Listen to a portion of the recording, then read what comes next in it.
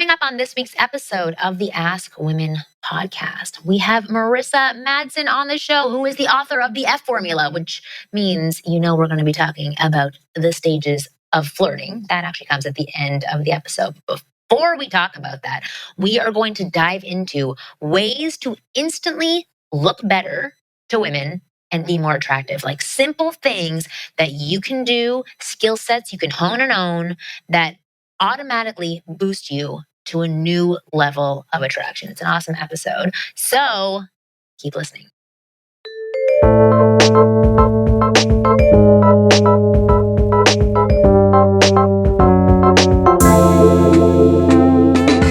All right, welcome to the Ask Women podcast, take 4 for today, because I have back pain and therefore my brain is not working. I am literally sitting up against a door with an ice pack against me right now, which is probably why this is our 3rd time recording this episode, because I keep forgetting to press record or something screws up. Anyway, we are here now. Kristen is not with us. She is in New York doing something really fun and was not able to be on the podcast. But in her place, we have Marissa Madsen on our show. Hello, everyone. Hi. Hello. So Marissa is, well, you've heard her on the podcast before. So she is a writer, comedian, producer, actress. She does a million things. But for me, one of the most important things that she does is she has been a wing girl for me for the past year. She is the author of the F Formula, and she is also the wing girl that runs my team called The Team on Facebook, which is a group coaching group. And people absolutely love her. She gives kick-ass advice. And before I dive into talking to her, I did just want to make one quick announcement that Marissa is going to start doing live mock dates in Los Angeles, where you get to work with her for 3 hours. And she figures out what the hell is going on with you, where you're missing the mark with women, how you're presenting yourself to women, little tiny things that are off-putting possibly that you don't know about or recognize that she can spot and fix for you. Anyway, she's going to do a ton of stuff during this live mock session or mock date, whatever you want to call it. And if you do want to sign up to work with Marissa, which you will after you listen to her on the podcast, because she's fantastic, you can sign up at winggirlmethod.com/mock Kristen. Oh God, mock Marissa. I told you, this ice is totally fucking up my brain. It's ridiculous. Okay, winggirlmethod.com/mock Marissa. And now I will let her speak. So Marissa, welcome to the show. Thank you for being patient with me and talking with me. Yes, I'm sorry about your back. Thank you very much. Well, before we dive into the topic that I wanted to discuss for today, I wanted to ask you, now you've been working with me for close to a year, working with hundreds of absolutely amazing men through the team. What are the top 2 things that you've learned as a woman about men? Ooh, that's a very good question. The top 2 things. Do you mean like the top 2 things that I give as advice, or that men are looking for answers? No, I think just as I'm going to switch it up on you. As a woman, what have you learned about men that you didn't know before? I would say that the nice guy thing comes up a lot. Meaning, I don't think I realized how much of a concern men have about being concerned about making sure that they're a nice guy to a fault, where they're very afraid. And especially in this climate, in the Me Too 2019 climate, it's escalated. But I think in general, I see so many quote unquote nice guys who are holding themselves back from really like having a personality or an opinion, or, being spontaneous or free with themselves, because they are maybe concerned about how they're going to come off or be offensive. So I think that's a big thing. Well, from that, as a woman who is dating, do you think now potentially you've missed out on opportunities with nice guys Hmm. Um, because they were holding themselves back? Like, because you get to see the other side of these guys where yeah, they're a little bit more free with you. I have definitely dated my share of not nice guys, but Right. I think that the majority of the guys I date tend to be that kind of guy anyway. Like I've tended to go in the past for like the guy who's like nice and more not so out there and just very like sweet, and maybe like you need to dig a little bit to like get him to not come out of his shell, but just I think I don't want to use nerd in a bad way because I love nerds, so It's but 2019. Nerds are hip. Don't nerds are worry. hip. So yeah, I guess it's just like I tend to maybe go for like the nerdier nice guy. With a sprinkling of assholes in between occasionally. Right, sarcasm. Right, Yeah. exactly. It comes out in different ways. But so Yeah. you're But saying you still date nice people, but you're not dating people who are holding themselves back, is that what you're saying? I think that I've tended to date the guys who are maybe they err on the side of being too nice. Oh, really? Yes, yes. And that's what I mean. I mean, like, mostly I date the too nice guys, and then every once in a while, there will be a bad boy in there.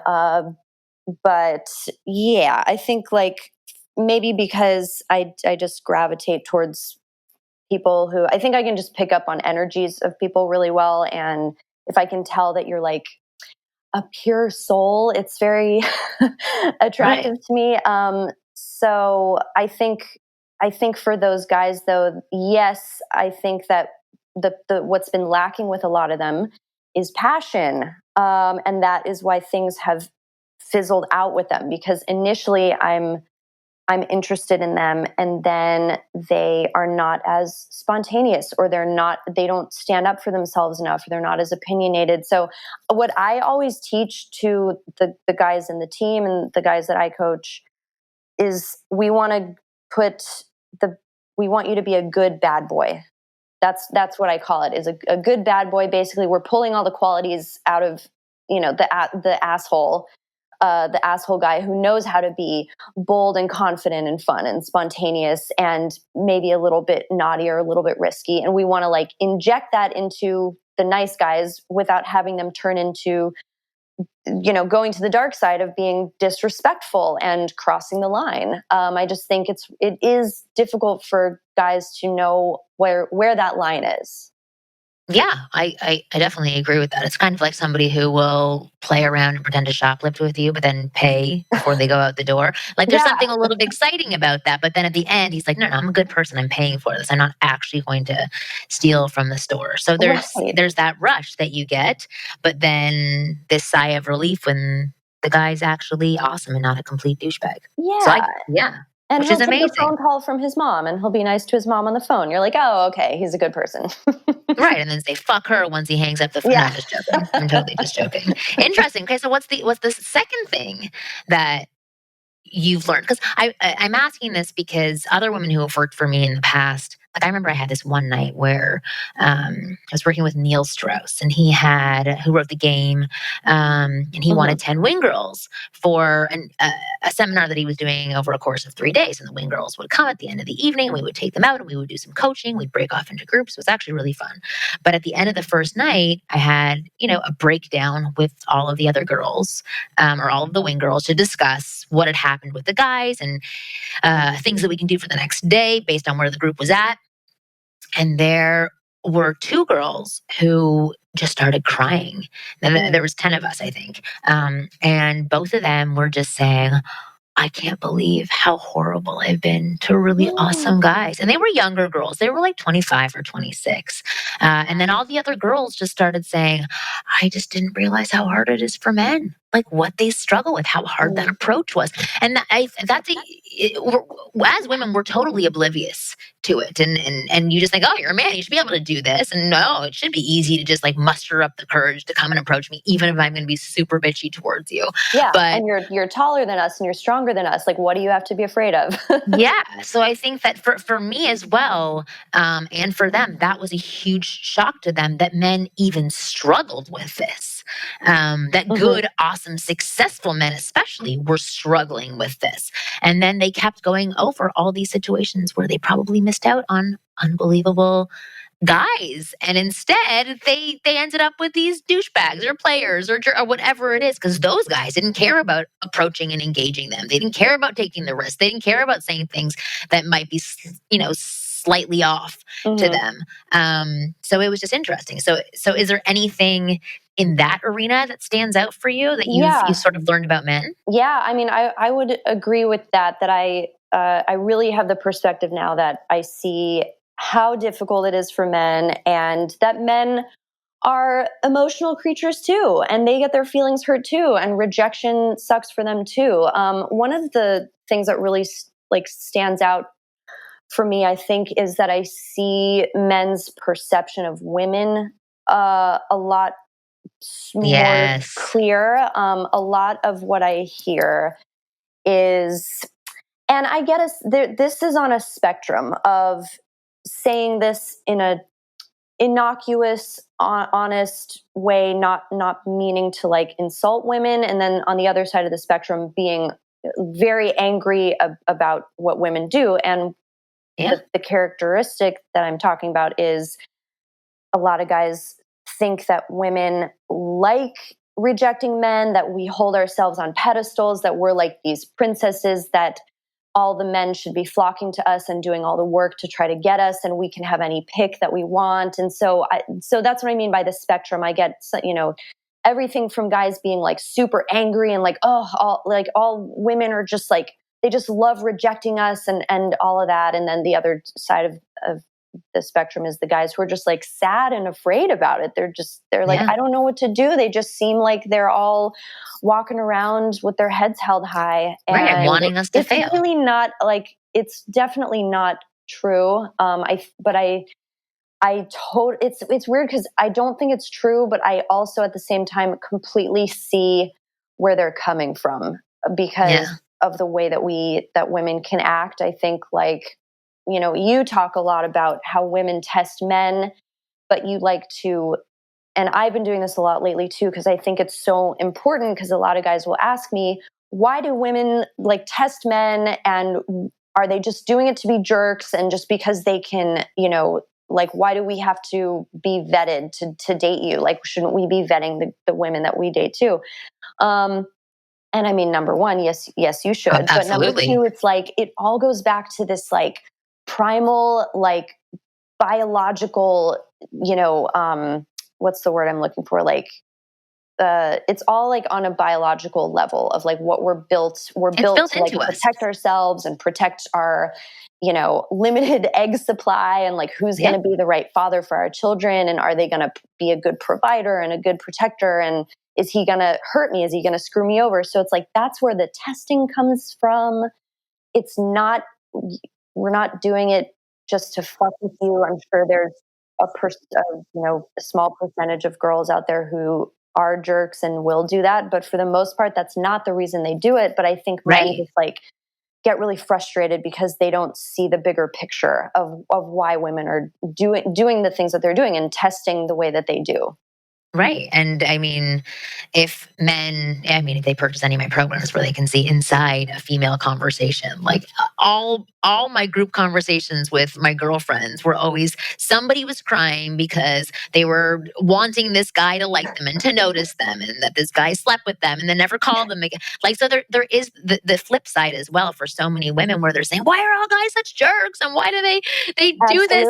And so there is this flip side there. And I'm not trying to belittle anybody's thoughts or feelings, but my point being is that everybody's just trying to survive and find love and not be hurt, and then protect themselves at the same time. So it's all this, little ride on loose ice water that we're constantly floating around on.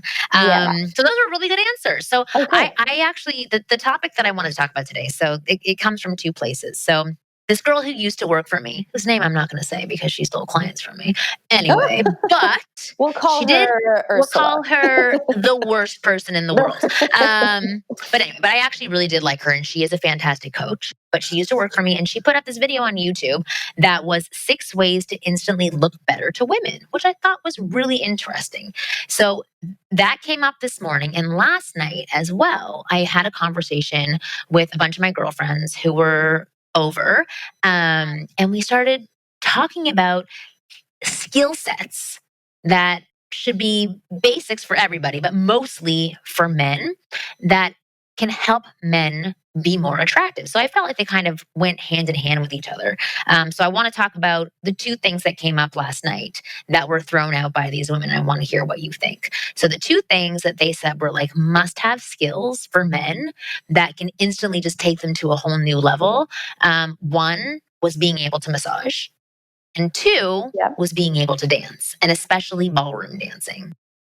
I completely agree with both of those.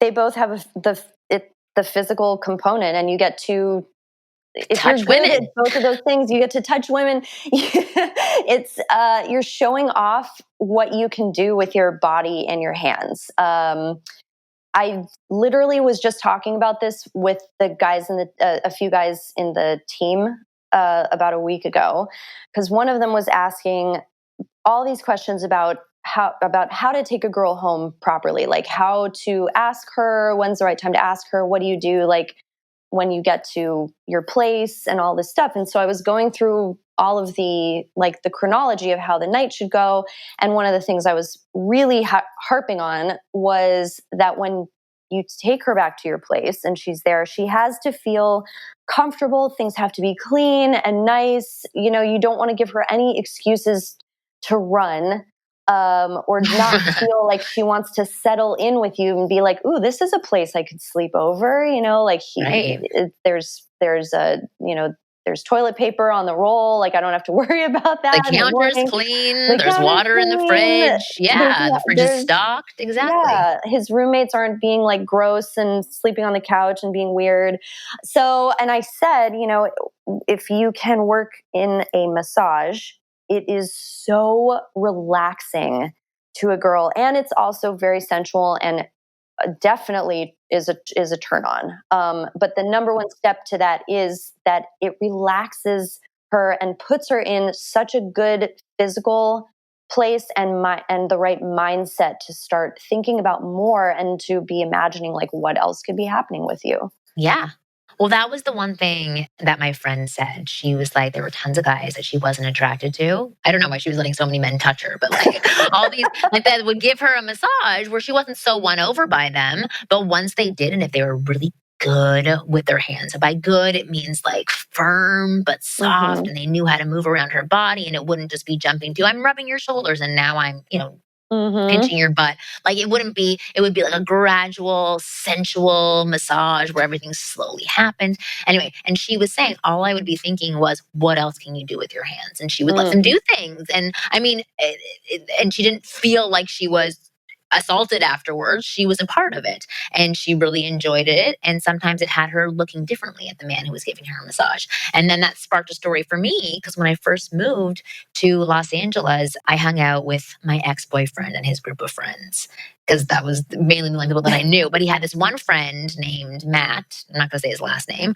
who I thought was so slimy and creepy. I don't know. He was also older than us. He was like 34. And I was like, why are you hanging out with us if you're 34? We're 24. Like all of it just seemed very strange. And he was kind of icky. Was he like physically unattractive to you or just his To personality? me, yes. To other people, he would be attractive. Like he had a goatee, which I despised. I didn't like how he dressed. I did like all of it. But just overall, he was just like not my type of person at all. Okay. And I went over to his house one night because he lived like around the corner from me, and I had no friends yet in Los Angeles. I was like, okay, fine, sure, I'll go hang out with Matt. And then I went over there, and he's like, oh, you look a little bit tense. I was like, oh, kind of. And then he said, do you want a massage? I was like, yeah, why would I turn down a free massage? Totally. And then like his hands were amazing. And he gave me an hour massage, and we ended up in his bedroom, and he ended up massaging a lot of other things, and it was amazing and wonderful. And then we had that happen a couple more times afterwards. And then it just sunk in that I was like, ugh, this person is gross still when they open their mouth, but your hands are amazing. Yeah. I'm just saying that you like start to see him in a whole new light, right? Yeah. You're like, wow, you can do this. Yeah. And I was more open to doing things. I felt comfortable. Yeah. So it's a huge skill set, and it is a way to get to touch someone. It is funny though, because that is so funny, because I had taken massage lessons in Australia when I was backpacking. And I just remembered now that the first time I met my husband, I gave him a massage. Were you trying to woo him? I know. I wasn't attracted to him yet at that point. I was just like, oh, I have massage skills. And I swear that hooked him in for some reason. Because then he like heavily pursued me afterwards. Whenever we would see each other out, he would always come up to me and talk to me. And I was always into his friends, not into him. Yeah. But I could tell that he was into me. But I gave him a massage too. So, I mean, having that kind of physical touch with somebody it's just like an extra layer. It quickly gets you to that place. And actually, I'm going to add one more thing to touch, because I actually just posted a video on YouTube. When people watch this, it's going to be like a month after, or listen to this, it's going to be a month after I posted it. But it's a video on YouTube about touching, about the 4 different types of touch. But in the video, I talk about how they've done all these scientific experiments about what touch does on a biological, scientific level to help people bond faster. And so they did this one experiment where they would have a stranger come up to another person and ask them to do something. And so they would have half the group, they wouldn't touch them when they asked, like just touching on the shoulder or even touching on the small of the back, like safer zones. And then they would have the other half actually do the touching. And they found that people who were touched were more trusting and became more compliant to do whatever was being asked of them. There's something to touch. And especially with women, it triggers, I forget what I said in the video because I was like researching all this stuff, but it triggers oxytocin as soon as so there's all of these things that actually do happen chemically and scientifically and biologically when you do introduce touch. But then if you're introducing touch in a massage format where like you're getting all over your body, you're getting to intimate places like on your back, like it just does other things to you. I mean, you're just making an instant connection with someone. For sure. You know? Like, and I do mean that literally you're physically connecting with them, but it's like the second you break the touch barrier, something in your gut tells you that you know that person better. Absolutely. It's familiar. So even, when I talk to people about OSA, which is my method for starting conversation, observe, share, and ask. I always say that OSA works really well because it cuts out the 2 minutes of fluff that most people inject into their conversation of, hi, I'm Marissa, and nice to meet you. I saw you over there. Whatever it is, you just cut it out and you talk to them like you know them already. And that's why it's so effective, because all of those other triggers or alarms that go off in your brain are suddenly gone because you're like, oh, I know this person. Oh, they've touched me. That means that they're comfortable with me. Why are they comfortable? So there's all this subconscious stuff that's happening. So yeah.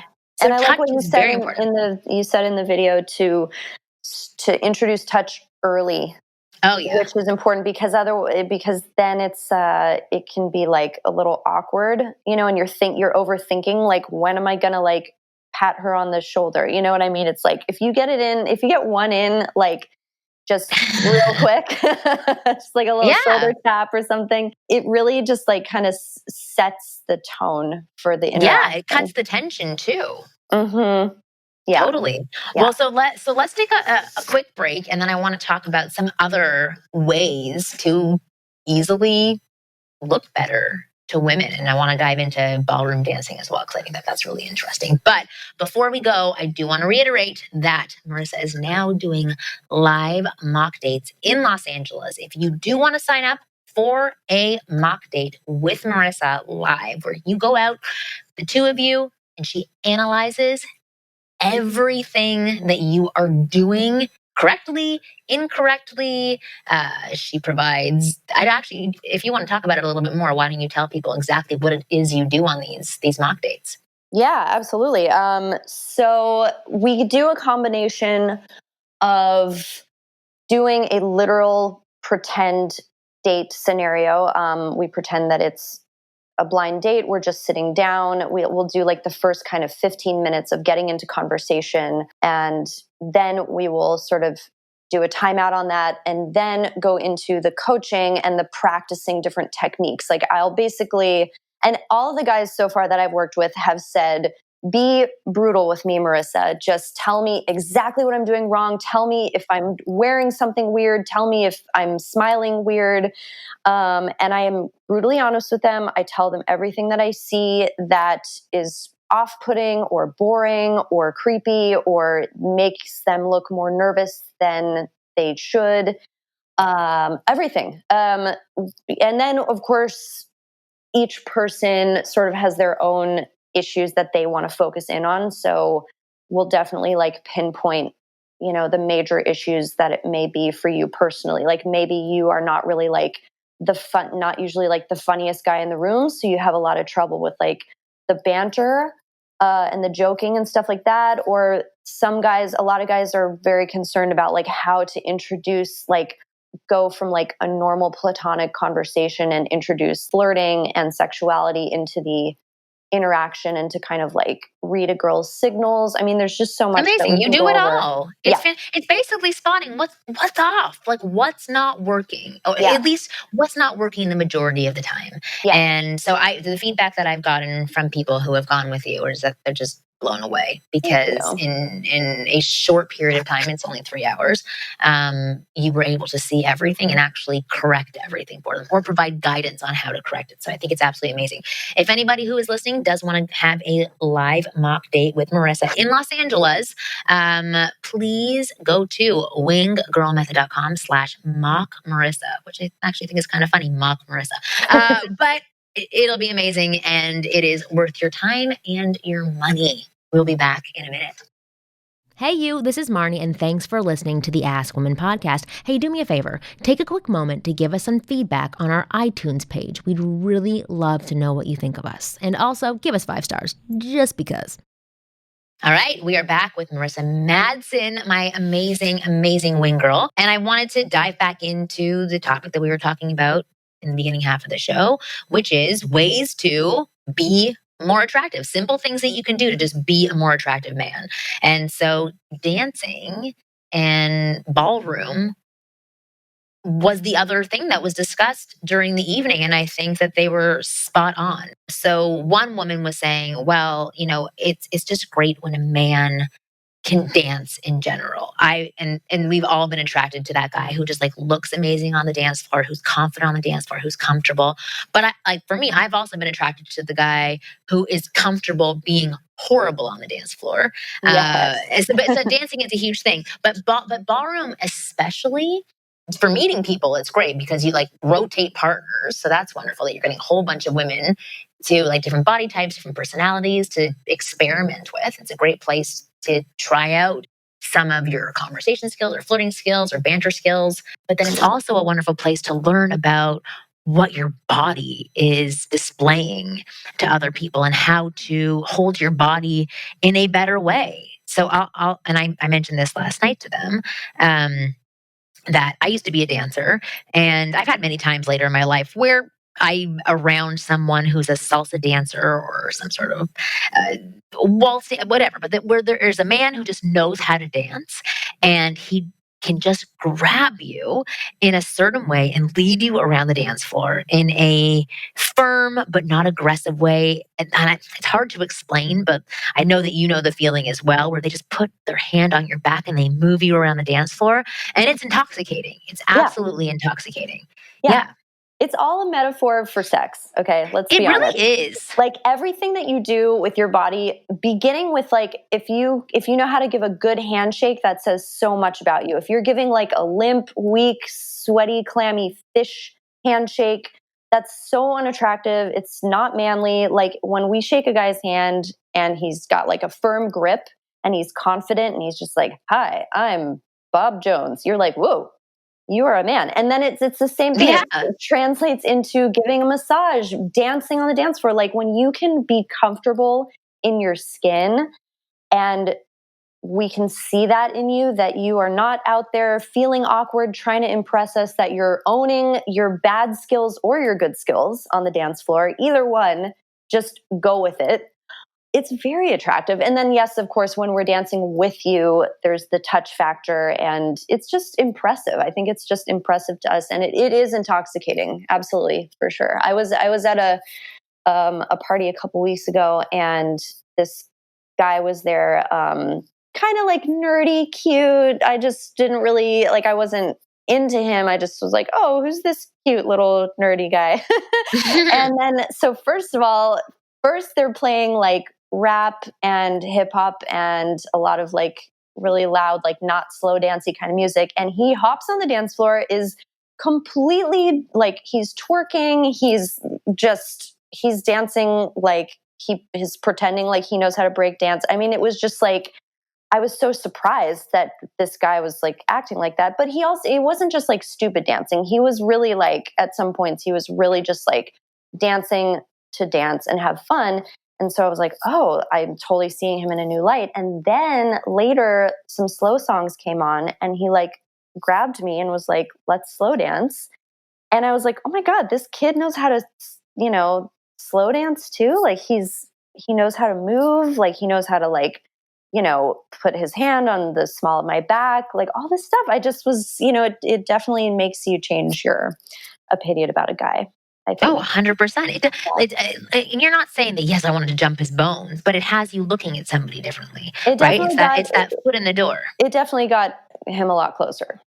Yeah, see, there you go. Okay, so I wanted to talk about the awful woman's video. No, she's not awful. I'm just joking with you. We're over that now. But a few of the things that she was talking about in the video, which I thought were really good, and they're simple things that you can do that go, very much in line with talking about the clean apartment that we were talking about before. Mm-hmm. But visually, for first impressions, a couple of the things that she listed that you can do is have a beard, but not have like a scruffy kind of gross beard, but have a beard that fits your face, that shows that you can grow facial hair, that you are manly, and that you can trim yourself properly and not like let it grow over. That was one way to look better to women. The other thing that she said was wearing clothes that properly fit you, not having something that's 2 sizes too big to cover up your belly, but actually like properly fits you. And you can go to places like Nordstrom. I'm trying to think where they'll actually size you and show you the appropriate size for you. But even Zara, they're very helpful there. But just clothes that actually fit you properly to help whatever shape you are in look like you actually have a body and you're not trying to cover up your body. And the third thing that she said, there was 6, but the third thing was standing up straight, like pretending that you have a stick in your back or like a stick up your butt, whatever, but that gets you to actually like stand up straight so that you have more open masculine body language. I love all of those. I think with the clothes thing, it is really important. Not that women are, superficial, but it says a lot about you. I think one of the things that clothes can really say is that you are current and hip. Like you don't have to be wearing like trendy skinny jeans, but I think like, for example, like women look at shoes, right? Our eyes always go to the shoes when we like meet somebody new. I think it's just the way it says so much about you. And if your shoes are like if you're wearing, I don't know, I went on a date with this very sweet guy a couple months ago, and he was wearing like, I meet him, like he comes in, I meet him, I'm like, ooh, nice tight black shirt.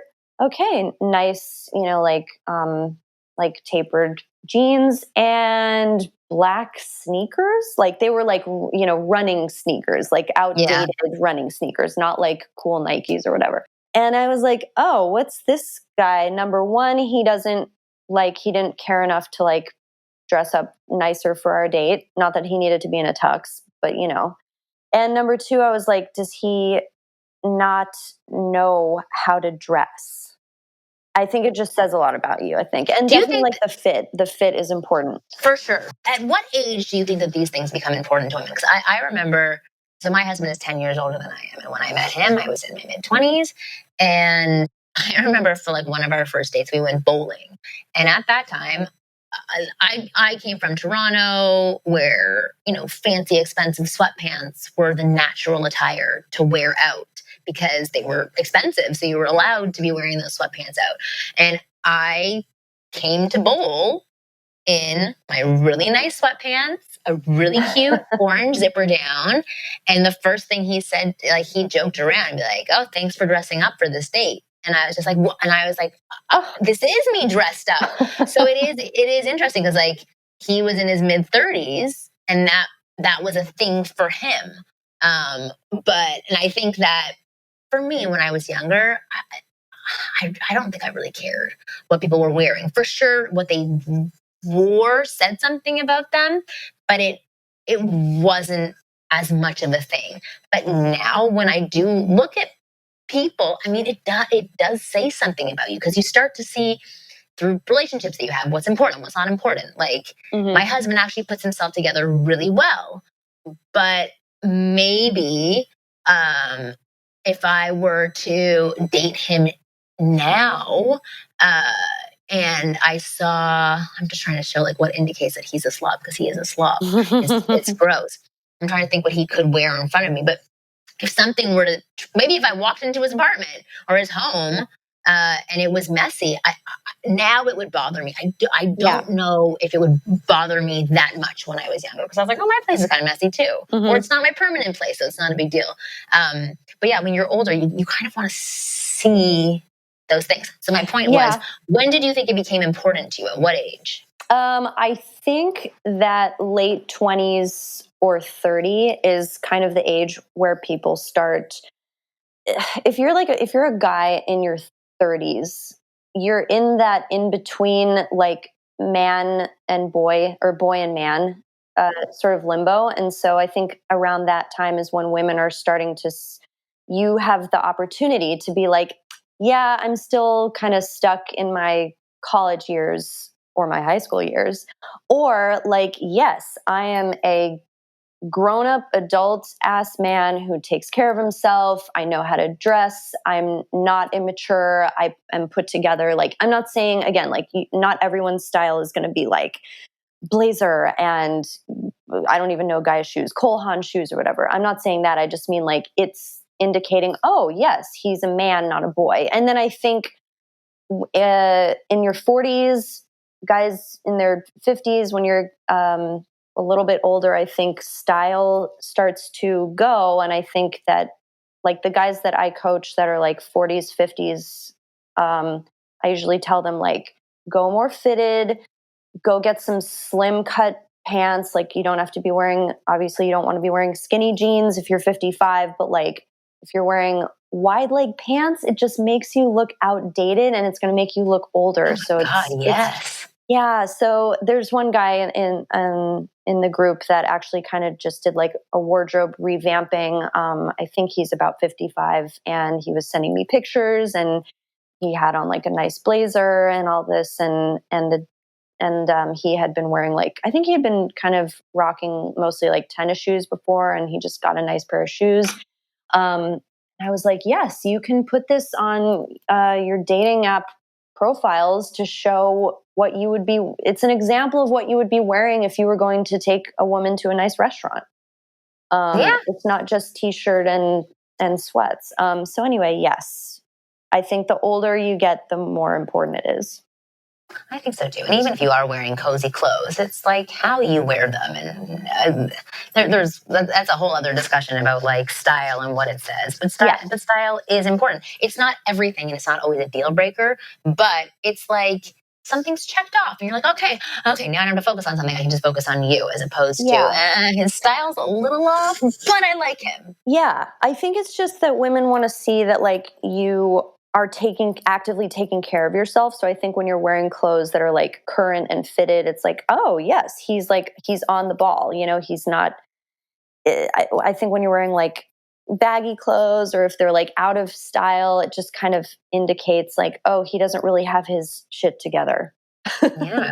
Okay, so I have one final question for you. And it was something that you mentioned about the mock dates that you do. And so you were saying that some guys have some difficulty escalating and flirting and bantering.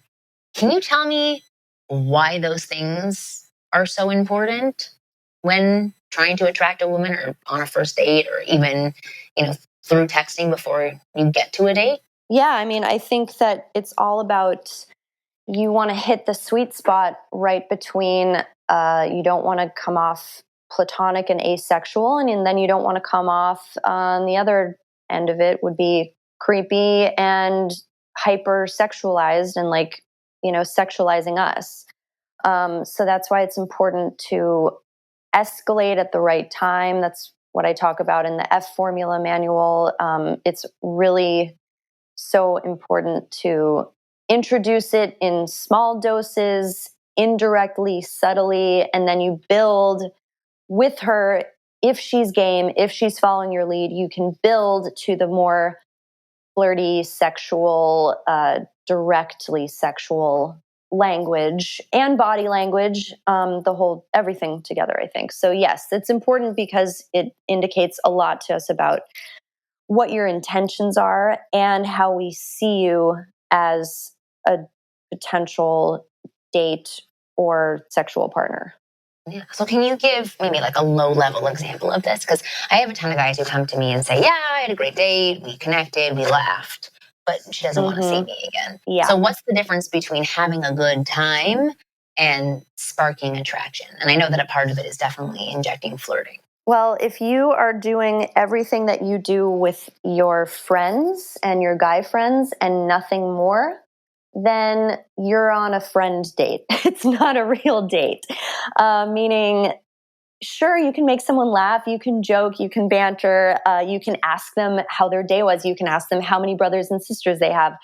But if you're not indicating intent in any way, or if you're not hinting at the prospect of you guys dating or having sex or anything in that arena, for example, like a very, very low level introduction of like sexual escalation, I would say, let's say you're just kicking off the date, you're having a nice conversation, maybe you've been bantering like, oh yeah, I don't go to the gym that much or whatever. I just like run outside sometimes.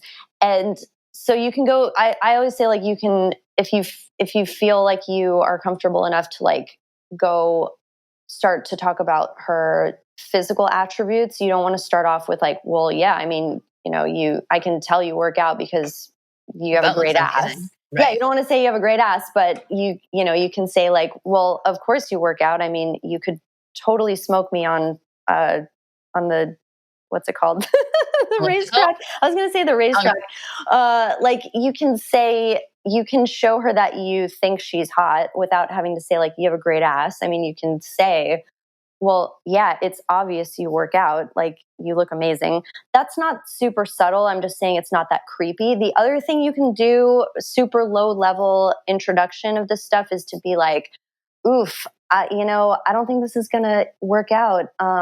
Let's say she's like, I don't eat meat. And you're like, oof, yeah, see, because I want our children to like be meat eaters. So I think this is going to end in divorce. So I'm just going to leave now. Like stuff like that. That's sort of indicating that you're on a date. It's saying we're here to date. Yeah, but in a playful way. Yes, or you can slip in something, and again, another like physical compliment without being too directly sexual. Being like, well, of course, if she was like, oh, I get free ice cream coupons in the mail all the time, and you can be like, I'm making these up on the spot, so sorry, they're not perfect. But okay, let's say she's like, yeah, I keep getting these like ice cream coupons in the mail. I don't know why.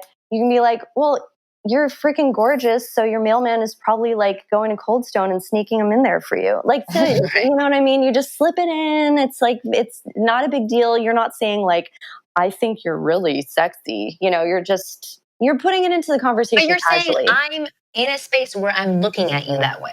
I am looking at you that way. My intent is not to be best friends with you where we tell each other all of our secrets and we have nothing sexual. I'm going to put a sprinkle of sexuality out there, and it's okay. And it's okay to do it. And even Marissa talks all about this in the F formula about, you know, the slow escalation. And those are, you know, phase 1 escalation tips, techniques, whatever you want to call them. Just like little things that you can start to do to get that flow out there of flirting on a safe level, and how she responds to that indicates how you proceed. Yeah, 100%. I was just going to give one last example. Perfect. A guy that I was talking to at another party, music was on, again, not seeing him in any sort of, he was coming off like pretty asexual, just a nice guy to talk to and nothing really happening. He wasn't making any advances. We were just talking. And then all of a sudden, like this song comes on that was like, I forget which song it was, but it was like really racy language. And he starts singing like the racy language. He starts singing along. And I was like, whoa.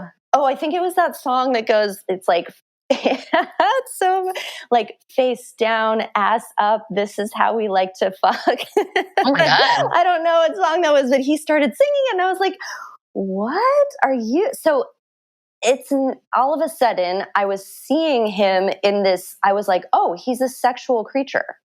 I started seeing him like as some sort of a viable option, because now I know that you're not just this like guy who's like, hi, I'm from Ohio. You know, you're more than that. You have another side. Mm-hmm. That is really interesting. Okay, so fantastic. And you can learn more about that in the F formula, because you want to learn about phases 1, 2, and 3 for flirting and sexual escalation. But Marissa, thank you so much, first of all, for being on this show today, and then for doing this show 2 times with me. And I do think this was our best version. So I think we've cut out all the fluff in the first 2 versions, and now we have a rock solid episode. Rock solid. Thank you so much. I had so much fun. Thank you so much. Good, I'm glad. And thank you for being my amazing wing girl. Anybody who is interested in joining the team, which is my Facebook group that Marissa is the head coach for, where she will answer all your questions. You guys, they discuss things in groups. They have a monthly coaching call where you get to talk to Marissa one-on-one. She's amazing. Go to my website, look up the team on my products page. You can go sign up very easily. But more importantly, if you want to work with Marissa one-on-one and do a live mock date with her in Los Angeles, please go to winggirlmethod.com/mock Marissa. It is worth the time and money, even if you have to fly into Los Angeles, because she can pinpoint what is going on in under 3 hours and totally transform your dating life with women. So she's amazing. We've gotten great feedback about the live mock dates so far. So hopefully you'll be the next person to give me great feedback on it. New episodes of the Ask Women podcast come out every Thursday at 5 p.m. Pacific. I'm also posting on YouTube now, so you can go watch/listen. It's just a picture, but you can go to YouTube to listen to our podcast as well. YouTube.com/Marnie Kinrys. That's where I am posting them. You guys are awesome. We'll see you next week.